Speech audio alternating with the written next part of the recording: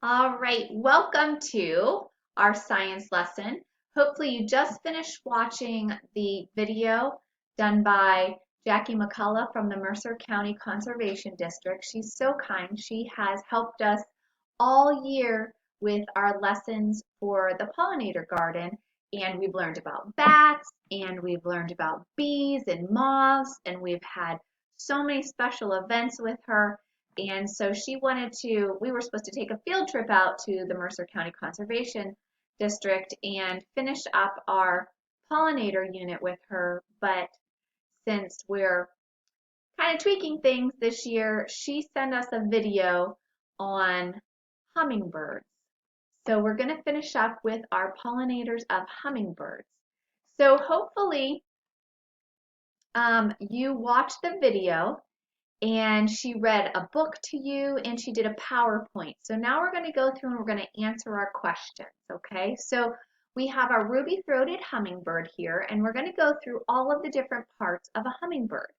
So if you look at our ruby-throated hummingbird, you can see right here that there's a different change in feathers here, which we're going to talk about. So we're going to follow the head up and we're going to go right here, and hopefully you are seeing that would be the long, slender bill of the beak.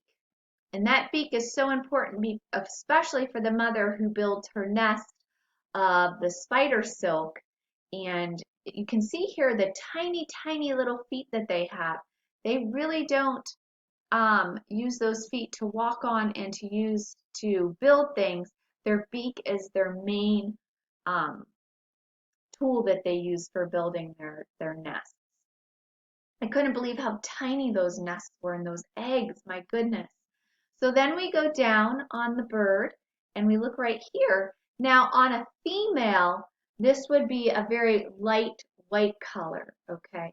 But on the male, we know that males are usually the more beautiful in nature, and it would be the bright red throat here, okay? So that would be right here what we would put. So then our third box, this would be the chest right here on the bird, and that would be very pale, and so it would be very pale white here on both the males and the females. Now we see here that females are a duller color with a white throat, and we know that Mrs. McCullough also said that the green feathers all over would be paler also. So then we go over here, and this would be metallic green on the back of the head and the wings. They're a metallic green on the head and the back. Now we know this green would be all duller, okay? So up here on the chest area would be white, and we would have the red throat on the males, but then the females will have green, but it'll be duller, and the males will have more of a beautiful green, okay? And then down here, their tails are very special. It's a small fork, it's pointed, so it kind of goes like this on the bottom. Okay, so it has like a fork down here. All right, so we're going to keep going. We have our ruby-throated hummingbird migration. And get my head out of the way here. All right. So medium to long distance migrants. So they start here where we are. You can see this is the northeast, and it goes into the central, and you can see all the way up into Canada too. So they will migrate from here and they will go down, and they'll end up down here in Central America, and you'll see over here in Florida. All right, so they go from our cooler weather in the fall and they start traveling down to where it's warmer. So they travel roughly 20 miles per day. The males arrive 10 days earlier than the females. So we know that the males are already here and the females are supposed to be here around the 14th, is what Mrs. McCullough said. They arrive in PA in mid-April to May. They spend the summer in the early fall in PA, and they start flying south early to mid-September.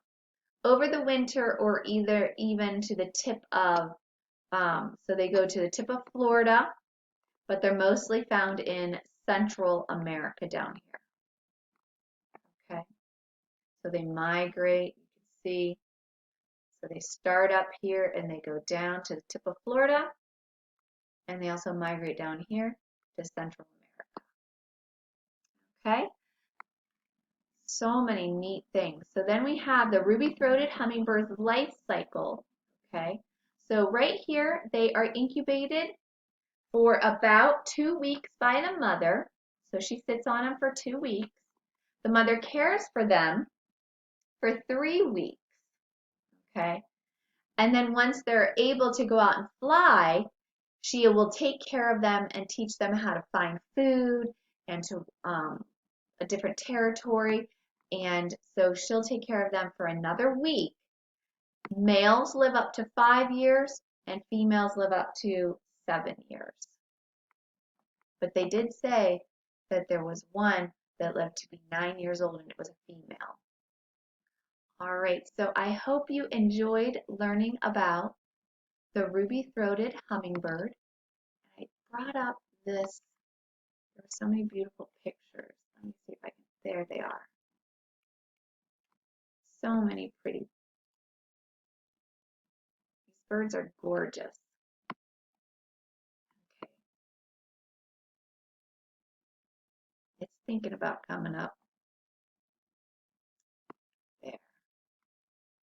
How beautiful it is. And there's the female, so you can see her chest is really white, whereas the male has the red here and then the white. And you can see her green is not as beautiful as the male's green. Okay. All right. Well, I hope you enjoyed your science lesson today.